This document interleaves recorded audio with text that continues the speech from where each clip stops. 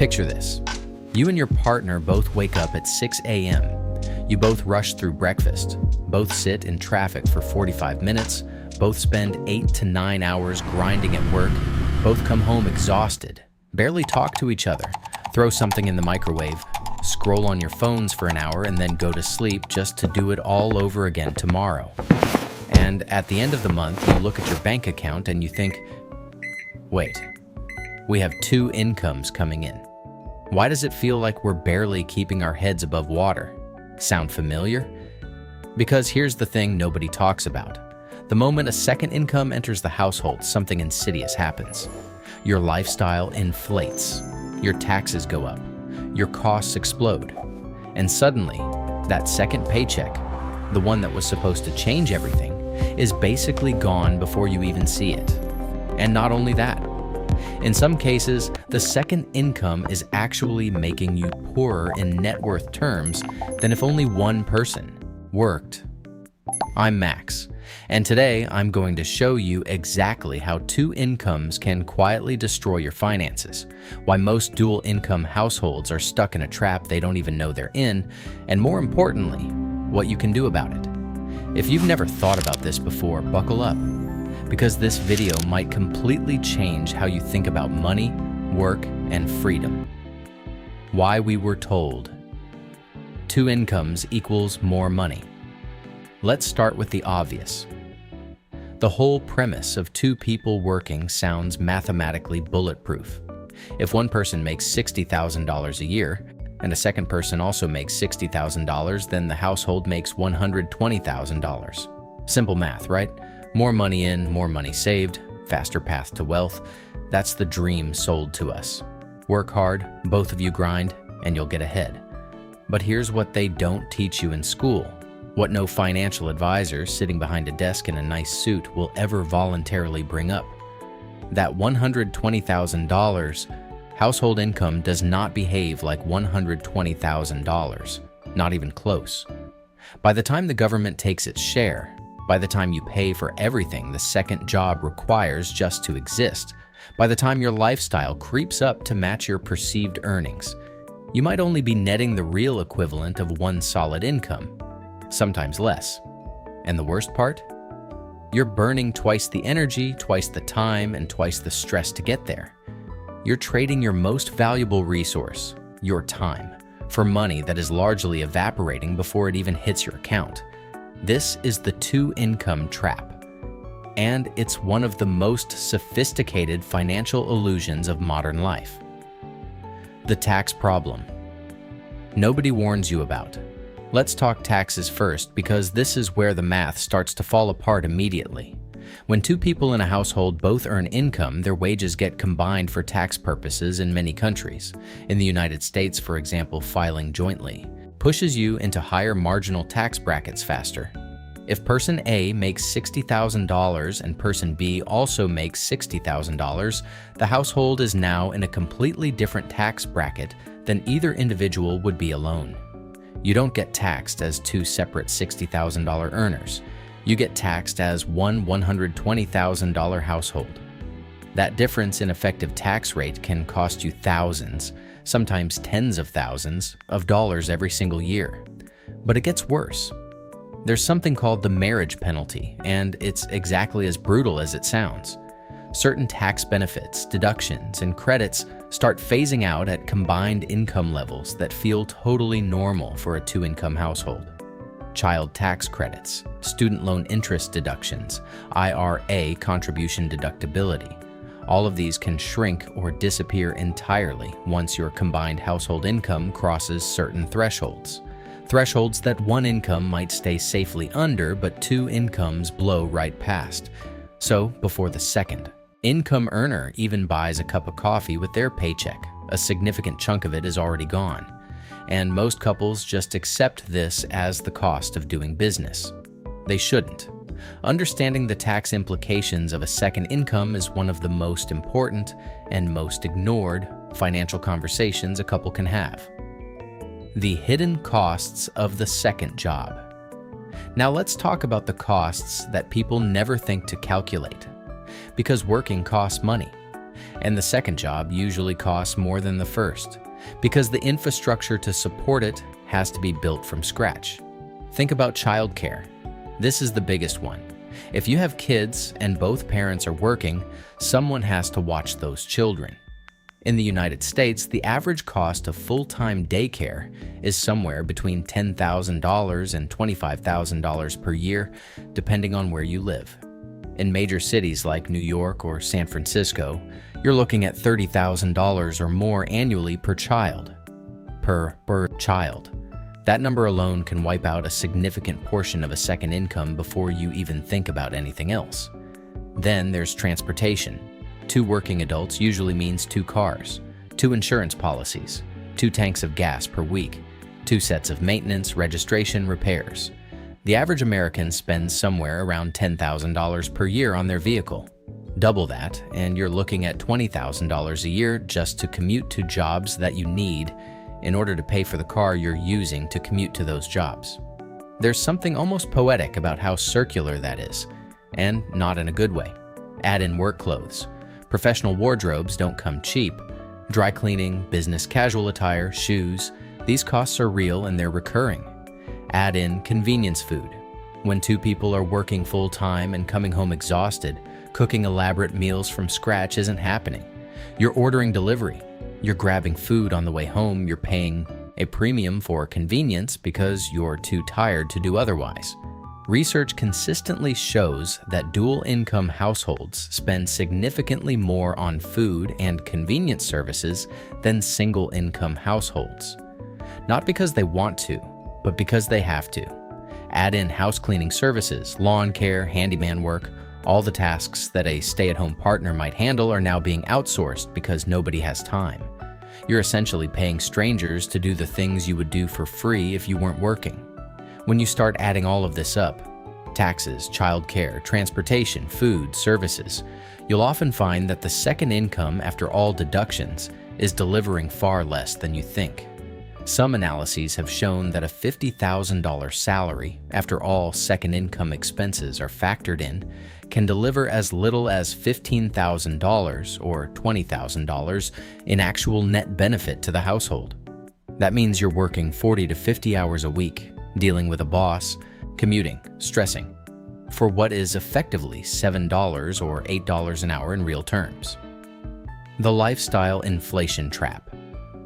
Here's where it gets psychologically interesting.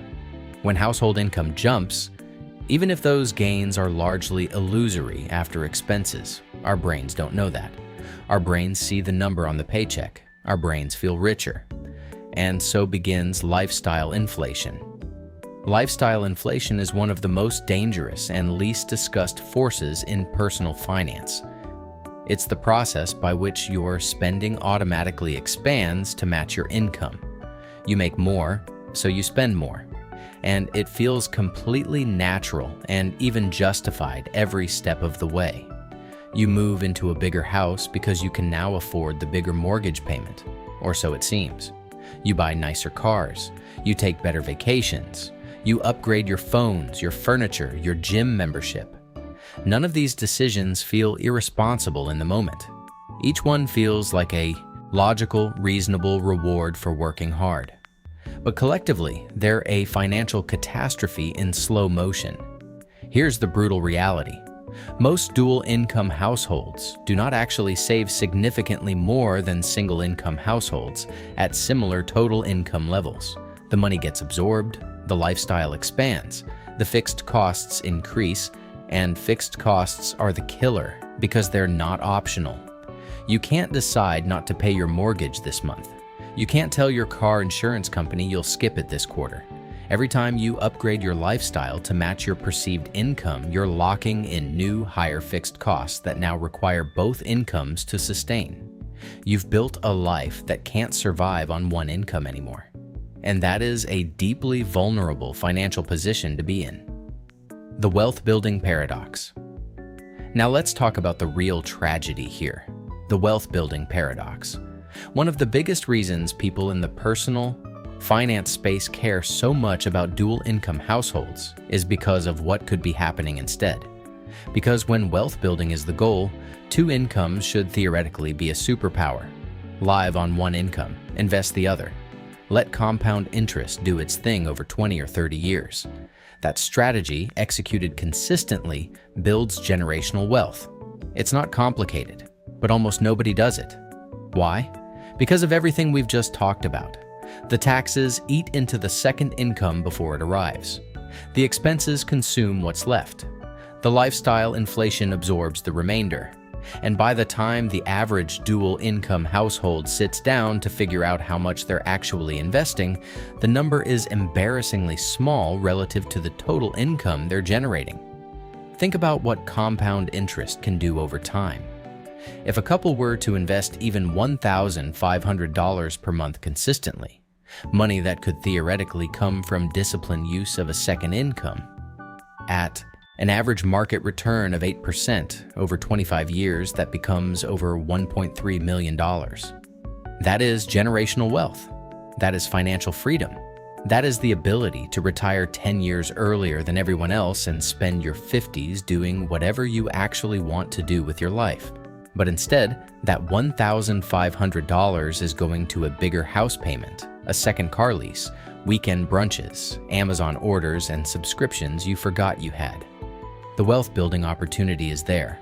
Most households are just accidentally opting out of it while feeling like they're winning because the paychecks look big. What the one-income household actually looks like. Now, I want to be clear. I am not saying that both partners shouldn't work. That would be a ridiculous and outdated take. What I am saying is that the default assumption that more working equals more wealth is dangerously flawed, and the numbers prove it.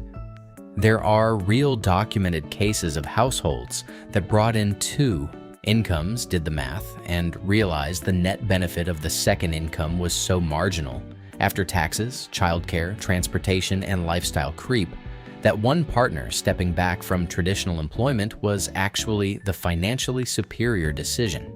When one partner stops working a traditional job, several things can happen simultaneously that create surprising financial outcomes. Childcare costs drop dramatically or disappear. Transportation costs fall. Food costs drop as someone now has time to meal prep and cook. The household's tax burden decreases, sometimes pulling them into a meaningfully lower bracket. Lifestyle inflation slows because there's less automatic income to inflate against. And perhaps most importantly, someone now has time. Time to research purchases, time to find deals, time to manage the household finances proactively instead of reactively, time to start a side business or freelance work on flexible terms. That partner at home isn't generating a W-2, but they may be generating enormous economic value for the household that simply doesn't show up on any paycheck. And in some cases, they eventually build a flexible income stream of their own: freelance work, an online business, consulting, content creation, that delivers more real net benefit than the corporate job ever did, without the commute, the boss, or the rigid schedule. The emotional and relationship cost. We'd be leaving money on the table, no pun intended, if we didn't talk about the non-financial costs of the two-income grind, because they matter enormously. When both partners are working full-time, both exhausted, both stressed, both stuck in survival mode, the relationship suffers. This isn't a pessimistic take, it's just human. You have less time together, less energy for real conversation, less patience for each other's needs, less mental bandwidth to be present, affectionate, curious, and engaged. The research on this is consistent. Dual-income households with children, especially young children, report significantly higher levels of relationship stress, reduced intimacy, and lower overall life satisfaction compared to households where at least one partner has more flexibility. And here's the financial angle on that. Divorce is one of the most financially devastating events a person can experience. Legal fees, asset division, duplicate housing costs, single parenting expenses. The financial destruction of divorce can set someone back a decade. So, to the extent that the financial and time stress of a mandatory two-income household contributes to relationship deterioration, It's not just an emotional cost. It's a potential financial catastrophe in waiting. None of this means you shouldn't both work. Again, that's not the point. The point is that the decision about whether both partners work, how much, in what capacity, and under what conditions should be a deliberate financial and lifestyle decision, not a default that you sleepwalk into because you took on a mortgage and lifestyle expenses that require two incomes to survive. The framework. How to actually do this right. So, what do you actually do with all of this? How do you build wealth intelligently with two incomes, or even one? First, run the real numbers. Sit down and calculate what the second income is actually contributing after taxes, childcare, transportation, clothing, food, and all second job-related expenses. Not what it looks like on paper, what it actually delivers to the household. You may be shocked. For many couples, this exercise alone transforms how they think about career decisions. Second, make a deliberate choice about lifestyle. Before income goes up, or before a second income is added, have an explicit conversation about what that money is for. Is it to build wealth, to pay off debt faster, to fund a business? Have a target. Because without a target, lifestyle inflation wins automatically. It always does. Third, optimize your tax situation. Work with a CPA who understands dual income household planning. There are legal strategies, retirement account contributions, HSA contributions, business structures, deductions that can meaningfully reduce the tax burden of a two-income household. This is money you're legally entitled to keep. Most people leave it on the table because they don't know to ask. Fourth, treat one income as untouchable. This is the wealth-building move. If you can structure your household expenses to live on one income and invest the entirety of the second, even if you have to spend 6 months or a year cutting expenses to make that possible, you are now operating on a completely different financial trajectory than 95% of people your age. This isn't easy, but it's simple, and the math on the other side is extraordinary. Fifth, think about optionality. Design your financial life so that you could survive, even if uncomfortably, on one income if you had to. Because life happens. People lose jobs, markets change, health issues arise, relationships evolve. If your entire financial structure requires both people working at full capacity indefinitely, you have no margin. And no margin means one disruption can become a financial catastrophe. The big picture. Here's what I want you to take away from this video. Two incomes are not automatically better than one. The relationship between income and wealth is not linear, and it's not simple. Between progressive taxation, the hidden costs of working, lifestyle inflation, and the sacrifice of time, two incomes can, and often do, produce far less wealth than they should. In some cases, they produce less net wealth than a disciplined single-income household.